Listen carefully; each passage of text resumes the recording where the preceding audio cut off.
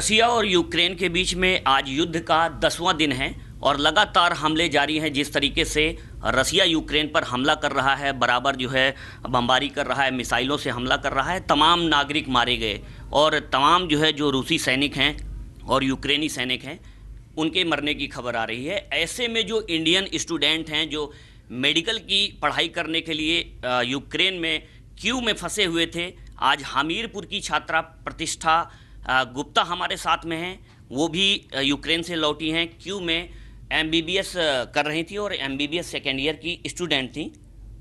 हम उनसे जानने की कोशिश करते हैं कि आखिरकार कैसे हालात थे, वो कैसा महसूस कर रही थी और आज वो अपने घर वापसी करके कैसा फील कर रही हैं। तो प्रतिष्ठा, पहले तो बहुत बहुत बधाई आपको, आप वापस आई। Thank you. कैसा माहौल था वहाँ, कैसा लग रहा था आपको? बहुत क्रिटिकल माहौल था, डर लग रहा था, कभी कभी हाथ पैर भी कांपने लगते थे, रोना भी आता था, पर सब साथ थे तो ऐसा लगता था जो होगा सबके साथ होगा, अकेले मेरे साथ नहीं होगा। पर जब सब साथ थे तो भी सिंपैथी देते थे और सपोर्ट करते थे, मेंटल सपोर्ट भी करते थे, मोरल सपोर्ट सब करते थे। और वहाँ तो कीव में जहाँ हम लोग थे रेड अलर्ट कर दिया गया था। यूक्रेन की राजधानी है कीव, लिहाजा जो रसिया का टारगेट भी कहीं ना कहीं कीव ही है और आप भी कीव में ही थी। हाँ, तो कीव कहीं ना कहीं आपको ऐसा महसूस हो रहा होगा कि हम सबसे जो खतरे वाला जो जगह है, खतरे वाला एरिया है, आप वहीं पर फंसी। नहीं, सबसे खतरे वाली जगह तो मुझे खारकीव लग रही थी।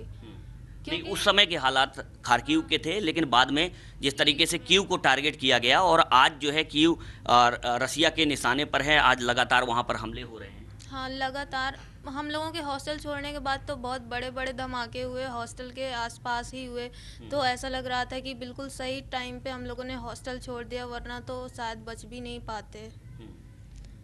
मेडिकल जो आपकी फैकल्टी थी, उनके द्वारा किस तरीके की मदद की जा रही थी वहाँ पर? वहाँ पे तो यूनिवर्सिटी का तो पता नहीं, पर सीनियर्स बहुत सपोर्ट कर रहे थे। जो भैया लोग थे, दीदी लोग थी, सब बहुत हेल्प कर रहे थे, हर चीज़ से, रहने से लेके। और मतलब रात में भी किसी का फ़ोन लोकेशन ऑफ करवा देते थे कि कोई ट्रैक ना कर पाए लोकेशन, हम कहाँ पे हैं, इतने सारे जन की यहीं अटैक करना है, लोकेशन बंद, फ़ोन बंद, इंटरनेट बंद। यहाँ तक कि इलेक्ट्रिसिटी भी काट देते थे कि अगर किसी का धोखे से वाईफाई पकड़ जाए, इलेक्ट्रिसिटी भी काट देते थे। अच्छा, मतलब मोरल सपोर्ट आपको मिल जा रहा था जो आपके सीनियर्स थे? सीनियर्स ने बहुत किया, बहुत किया। हॉस्टल उनके ही दम पे 300 बच्चे जो थे सेफ, उनके ही दम पे सेफ थे। अच्छा, आपको किस दिन पता चला कि कीव पर हमला हो रहा है या फिर यूक्रेन पर रसिया ने हमला कर दिया है? कैसे पता चला और किस दिन पता चला आपको? पता तो पहले चल गया था और आने की भी हम लोगों की प्लानिंग थी, पर हम लोगों की क्लासेस 14 फरवरी तक ऑफलाइन थी, ऑफलाइन चली थी। उसके बाद ही ऑनलाइन किया, वो भी 28 फरवरी तक। उन्होंने बोला कि 28 फरवरी के बाद क्लासेस ऑफलाइन ही होंगी, तो हम लोग ने सोचा कि जो भी प्लान करेंगे 28 फरवरी के बाद कर लेंगे, तो 2 या 3 मार्च की फ़्लाइट करवा लेंगे अगर ऑनलाइन क्लासेस चली तो, वरना तो हम लोग आ गए होते अभी तक। 24 को अटैक हुआ कीव में, रात में 3-4 बजे हुआ, 4 बजे के बाद, वरना उसके पहले हम लोग आ जाते। इंडियन एम्बेसी के द्वारा लगातार एडवाइजरी जारी की जा रही थी, अभी भी एडवाइजरी जारी की जा रही हैं कि स्टूडेंट अपना जो है वहाँ से निकल जाएं, जितना जल्दी पॉसिबल हो वहाँ से निकल जाएं। हाँ, वो बार बार बोल रहे थे, मतलब जिस टाइम पे कर्फ्यू था उस टाइम पे उन्होंने रुकने के लिए बोला था। तो उस टाइम पे रुकना सही था, क्योंकि कर्फ्यू है, बाहर निकलोगे तो ज़रूर कुछ हो सकता है, तो रुक। उसके बाद उन्होंने बोला 8 बजे के बाद कर्फ्यू नहीं है 28 फरवरी को, उसके बाद निकलो, तभी हम बाहर निकले थे, तभी हम लोग इंडिया के लिए वहाँ से बाहर निकले थे। एम्बेसी का कैसा सपोर्ट रहा, क्योंकि बहुत सारे जो स्टूडेंट हैं उनके वीडियोज़ वायरल हो रहे हैं, तमाम ऐसे पोस्ट किए जा रहे हैं सोशल मीडिया पर कि इंडियन एम्बेसी का जो रुख है वो कहीं ना कहीं सही नहीं था। कई बार जो है उनसे मदद मांगने के बाद भी जो स्टूडेंट हैं वो गुहार लगा रहे थे, लेकिन उनको मदद प्रॉपर नहीं मिल पा रही थी। आपको कैसा लगा इंडियन एम्बेसी का रुख? इंडियन एम्बेसी का रोल यूक्रेन में ठीक ठाक था। यूक्रेन के बाद पूरा फुल 100% पूरा 100% सपोर्ट मिला, पर यूक्रेन में मतलब फंसे थे। अभी 20,000 स्टूडेंट अभी बार बार कॉल करेंगे तो लाइन तो बिजी जाएगी।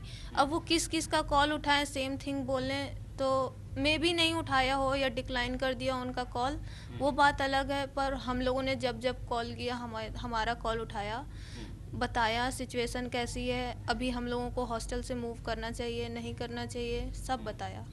अच्छा, आपके सामने भी बमबारी, मिसाइल से हमले और इस तरीके के हालात आपके सामने भी पैदा हुए? मतलब मेरे सामने तो नहीं हुए पर पता चला, क्योंकि मतलब हमलों की आवाज़ें, जिस तरीके से बमबारी लगातार हो रही थी, आपके सामने भी? आवाज़ें पता चली, फाइटर जेट की आवाज़, सायरन की आवाज़, और जो एडवाइजरी आती थी उससे भी, जो भी न्यूज़ आती थी उससे भी पता चला, पर देखा कुछ नहीं, खुद से कुछ नहीं देखा। एक्चुअली में पहली बात तो बेसमेंट में थे, वहाँ से कहाँ कुछ देख लेंगे, तो देखा कुछ नहीं, पर पता चला। आवाज़ें भी सुनी, बॉम्ब की आवाज़ हर 5-5 मिनट में सुनाई देती थी। अगर कभी रूम पे जाते थे ना कुछ करने, सामान लेने, खाने पीने का या कुछ बनाना हो कि अभी थोड़ा शांत है, अभी आप लोग जा सकते हो, सीनियर्स खुद बोल देते थे। सीनियर्स को सब पता रहता है, वो ऊपर से उनको ऑर्डर मिलता रहता है कि अभी जा सकते हो, अभी शांत है।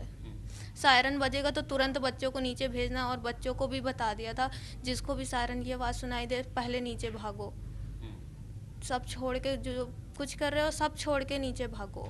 अच्छा, आपने बताया कर्फ्यू का लगा दिया जाता था, और तो कर्फ्यू के दौरान आप लोगों को निकलना मुश्किल रहता था, तो ऐसे में क्या टाइमिंग कैसे रहती थी कर्फ्यू का, किस टाइम आपको निकलना है? को बस ये कुछ था, कर्फ्यू में कुछ छूट दी जाती थी? कोई छूट नहीं कि अभी 2 दिन कर्फ्यू लगा रहेगा, 28 फरवरी को 8 बजे से पहले कोई बाहर निकलेगा ही नहीं, वो भी निकलेगा बाद में अगर उनको ऑर्डर मिलता है तब। तो ऐसे में खाने पीने की कुछ जो हालात थे वो भी कुछ ख़राब होते थे, खाने का सामान घट रहा है, पता चला कि आपके हम पास लोगों के नहीं साथ है। भी हुआ था कि मतलब खाने का सामान था पर ऊपर नहीं जा सकते थे रूम पे, इलेक्ट्रिसिटी नहीं थी और अटैक्स भी हो रहे थे।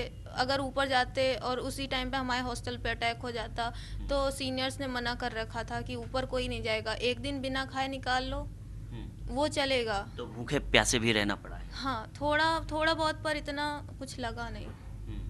लेकिन डर, कहीं ना कहीं मन में खौफ तो था ही कि हम अपने इंडिया से बाहर यहाँ एजुकेशन के लिए आए हैं, पढ़ाई करने के लिए आए हैं, ऐसे में इस तरीके के हालात हमारे सामने बन गए, लग रहा था कि वापस हम किसी तरीके से पहुँच पाएंगे घर। हाँ, क्योंकि एम्बेसी पे पूरा ट्रस्ट था, गवर्नमेंट पे, इंडियन गवर्नमेंट में, और मोदी जी पे भी ट्रस्ट था कि वो कर रहे हैं तो सबके लिए करेंगे। ऐसा नहीं है कि 2,000 बच्चों को बुला देंगे बाकी 18,000 को छोड़ देंगे। तो ट्रस्ट था कि आ जाएंगे, भले 2 दिन बाद आए, 4 दिन बाद आए, आ जाएंगे, ट्रस्ट था। आपका सफ़र कैसा रहा? आप यूक्रेन से निकलकर पहले आप कहाँ पहुँची?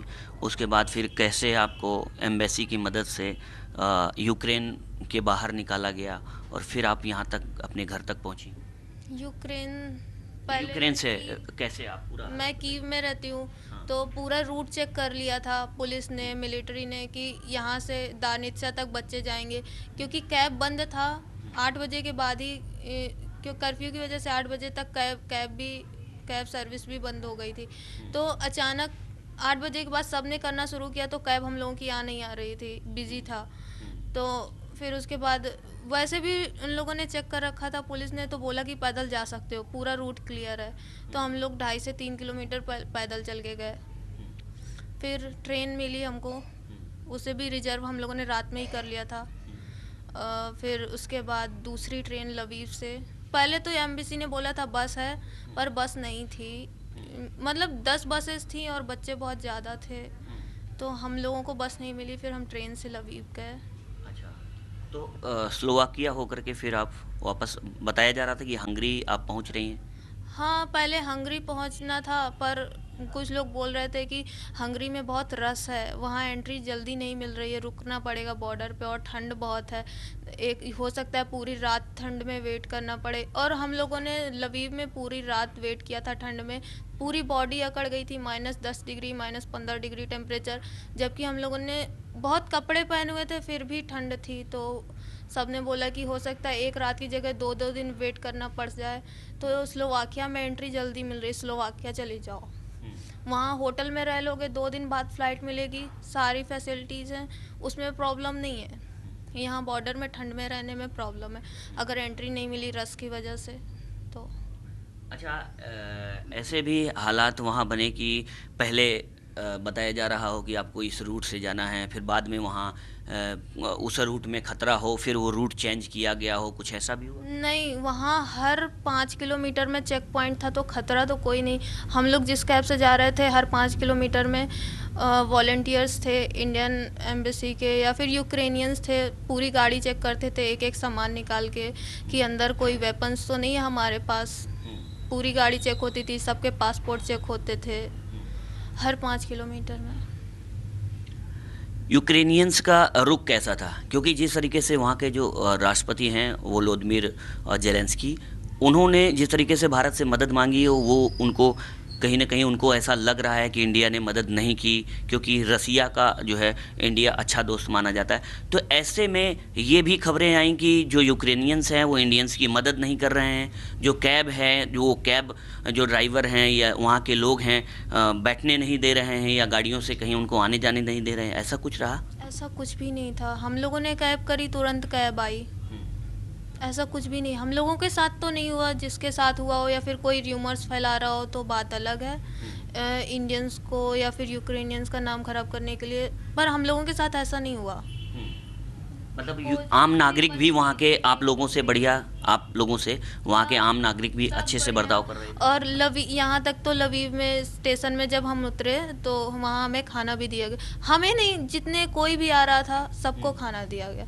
खाने में मतलब उनका तो वही नॉन वेज होता है, पोर्क बीफ, पर हम लोग ब्रेड खा सकते थे, बिस्किट, जूस, चाय, कॉफ़ी सब प्रोवाइड की उन्होंने।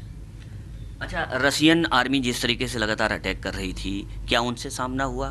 किसी व्हीकल्स, रशियन आर्मी के व्हीकल्स जो लोग वहाँ पर अटैक कर रहे थे, कुछ आप लोगों को वीडियो देखा? में देखा, हम लोगों ने खुद से कुछ आपने नहीं कुछ देखा, कुछ नहीं देखा? कुछ नहीं देखा, खुद से कुछ भी नहीं देखा। अच्छा, आपके साथ और कहाँ कहाँ किस किस देश के स्टूडेंट थे जो वहाँ पर पढ़ाई कर रहे थे, और कौन लोग, मतलब किस किस देश के लोग थे? सबसे ज़्यादा तो इंडियंस थे, हम लोग जिस हॉस्टल में रहते हैं सबसे ज़्यादा इंडियंस उसी में रहते हैं, तो उसमें ही हमको रखा गया था। फिर वहाँ पे नाइजीरियंस, पाकिस्तान, घाना, जिम्बाब्वे और टर्किश और मोरक्को के लोग भी थे, बस इतने। अच्छा, इंडिया का झंडा लेकर के आगे चलने के लिए बोला गया था कि अगर आप इंडिया का झंडा लिए हैं तो किसी तरीके का कोई खतरा नहीं है, कुछ आपको भी ऐसा लगा? हाँ, हम लोग जिस कैब में गए थे, हम लोगों ने कैब में, मैंने तो उठ के खुद सुबह 4 बजे से झंडे बनाए थे, 30 झंडे मैंने खुद बनाए थे कि सबके 15 जन थे, तो अपने अपने बैग में एक एक लगा लो, फिर कैब में लगा लो, तो कैब में भी लगाया था। अच्छा, सारे लोग झंडा लेकर के चले, तो कहीं कोई प्रॉब्लम नहीं क्रिएट हुई? कुछ भी नहीं, क्योंकि कैब वाला ज़रूर एक बार पूछ रहा था ये पेपर किस लिए, तो उसको बताया ये पेपर नहीं है, ये इंडियन फ्लैग है। और फिर जब भी यूक्रेनियंस ने देखा या फिर चेक पॉइंट में, तो उसने बोला इंडियन फ्लैग, इंडियंस, तो उसने तुरंत जाने दिया। कोई चेक पॉइंट में तो उसने चेक भी नहीं किया, मतलब चेक किया, इतना डीपली चेक नहीं किया, जैसे पूरा सामान खोल के चेक करवा रहे थे इंडियन फ्लैग की वजह से, कि ठीक है आप जा सकते हो। पासपोर्ट देखा, ऊपर से सामान देखा, खाने का है, बैग है इनका, थोड़ा बहुत सामान चेक नहीं किया, फिर जाने दिया। जैसे अदर कंट्री के जो स्टूडेंट थे, नाइजीरिया हो या पाकिस्तान या अदर कंट्री के, तो क्या आप लोगों से पहले उनको निकाल लिया गया था? वो लोग अपने घर पहले रवाना हो गए थे, कुछ ऐसा रहा? आप लोग लास्ट में आए या आपके बाद भी किसी देश के स्टूडेंट अभी बचे हुए थे वहाँ पर? मतलब वो लोग खुद से जा रहे थे, उनको निकाला गया हो वो तो मेरे को पता नहीं, पर वो लोग खुद से जा रहे थे। वो बोल रहे थे कि हमारे घर से बोल रहे हैं निकलो, तो हम निकल रहे हैं। तो सीनियर्स ने भी बोला अगर तुम्हारे घर वाले बोल रहे हैं, तुम्हारी खुद की रिस्पॉन्सिबिलिटी है, निकलो, तो तुम निकल सकते हो। तो वो लोग मतलब पहले निकल गए थे? कुछ रुके थे हमारे साथ, कुछ आपके बाद किस कंट्री के जो स्टूडेंट हैं वो बचे हुए थे? अभी कुछ थे क्या? हॉस्टल में तो मोस्ट ऑफ सब चले गए थे। एक मतलब जो सीनियर्स हेल्प कर रहे थे, अगर कुछ रह जाते हैं तो वो उनको निकाल के निकलेंगे। मतलब सीनियर्स पहले तुम लोग जाओ, पहले खाली करो, फिर हम बाद में जाएंगे, कि पहले तुम लोग यहाँ खतरे से जाओ, हम सबको एक एक को अच्छे से निकाल के जाएंगे। तो ये थी प्रतिष्ठा गुप्ता, जो कि यूक्रेन से वापस लौटी हैं। परिवार के लोगों में भी कैसा माहौल था, वो कैसा महसूस कर रहे थे? क्योंकि जिस तरीके के वहाँ के हालात बने हुए थे, लगातार बमबारी हो रही थी, रॉकेट लॉन्चर्स दागे जा रहे थे, हवाई हमले हो रहे थे, ऐसे में परिजनों के मन में कैसा खौफ था? परिजन क्या सोच रहे थे? उनकी बेटी वहाँ पर फंसी हुई थी, इंडियंस गवर्नमेंट पर कितना उनको भरोसा था, इंडियंस एम्बेसी पर कितना भरोसा था, वो क्या सोचते थे? इस संबंध में हम बात करने के लिए मुकेश गुप्ता जी हैं, जो कि प्रतिष्ठा के पापा हैं। मुकेश जी, आपको बहुत बहुत बधाई, आपकी बेटी वापस आई है। थैंक यू धन्यवाद। और कैसा फील कर रहे हैं आप? पहले कैसा आपको लग रहा था और आज आपको कैसा लग रहा है? पहले तो बहुत तनाव में दिमाग था, अब तो बहुत अच्छा लग रहा है, बहुत खुश है मन। कितना भरोसा था इंडियन गवर्नमेंट पर, इंडियन एम्बेसी पर? पूरा 100%।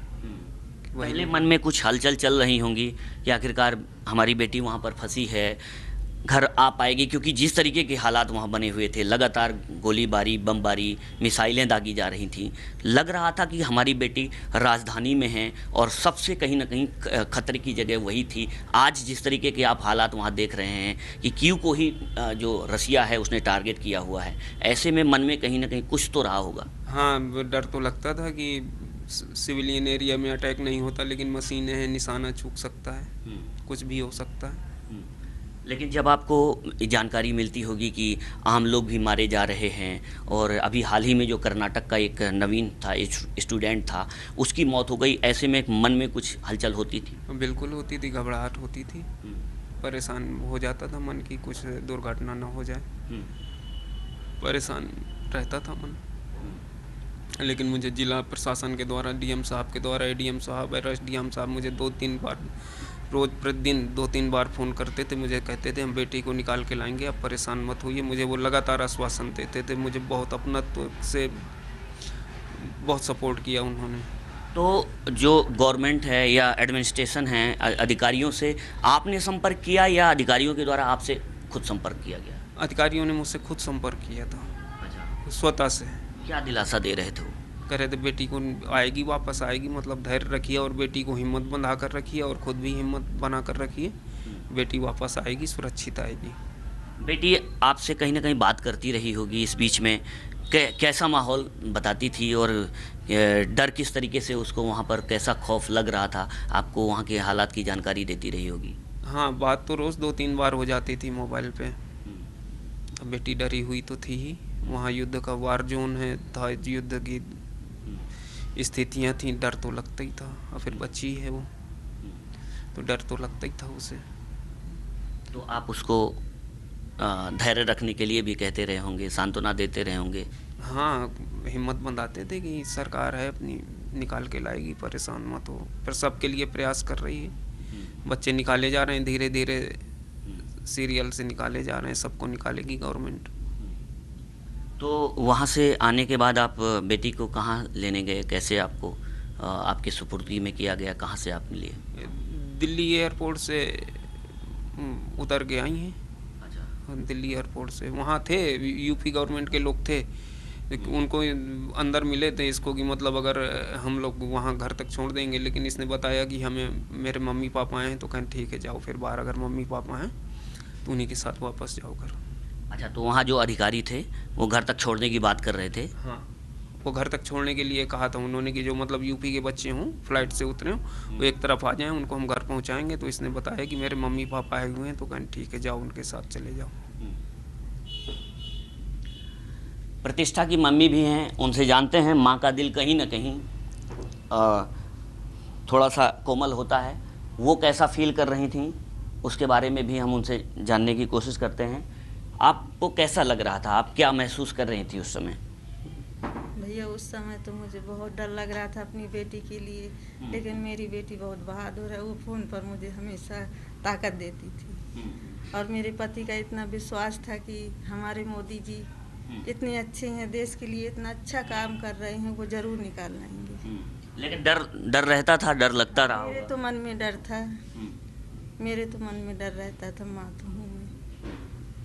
अच्छा, कभी ये भी ख्याल आया होगा कि हम बाहर नहीं भेजते बच्ची को तो ज़्यादा अच्छा रहता, कुछ ऐसा भी? नहीं, ऐसा तो नहीं ख्याल आया, क्योंकि ऐसा तो कोई नहीं जानता था कि ये होगा। सभी बच्चे जाते हैं बाहर। मेरे अब भी नहीं ये ख्याल आ रहा मन में, पहले भी नहीं आ रहा था। तो बेटी से बात होती थी, वो कैसे वहाँ के हालात बताती थी? बेटी तो मुझे बहुत ताकत देती थी, मैं ही रोने लगती थी बात करते करते, लेकिन वो बराबर मुझे ताकत देती थी। वो नहीं डरती थी बात करने में? और तो सब ठीक है। तो ये थी प्रतिष्ठा की माँ, जिनका कहना है कि बेटी से उनकी बात होती थी और वो खुद जो है ताकत देती थी। जिस तरीके से माँ कहीं ना कहीं बात करने में, अभी भी आप देखे होंगे कि उनकी आंखों में आंसू छलक आए। ऐसे में जब बात होती होगी तो जाहिर सी बात है, जिसकी बेटी ऐसे हालात में जहाँ पर लगातार रॉकेट लॉन्चर दागे जा रहे हो, बमबारी हो रही हो, गोलीबारी हो रही हो, ऐसे में उनकी बेटी फंसी हुई हो, तो किसी भी माँ बाप का दिल जो है कहीं ना कहीं जो है अपने आप में जिस तरीके के आज ये फील कर रहे हैं, हर माँ बाप ऐसा ही फील करेंगे। नमस्कार, मैं हूँ राजेश सोनी। अगर आपको हमारा ये वीडियो पसंद आया हो तो चैनल को सब्सक्राइब करें और बेल आइकॉन को जरूर दबाएं। फेसबुक पर लाइक, फॉलो और शेयर करना ना भूलें। तो फिर जुड़े रहिए हमारे साथ और देखते रहिए सवाल तो पूछेंगे।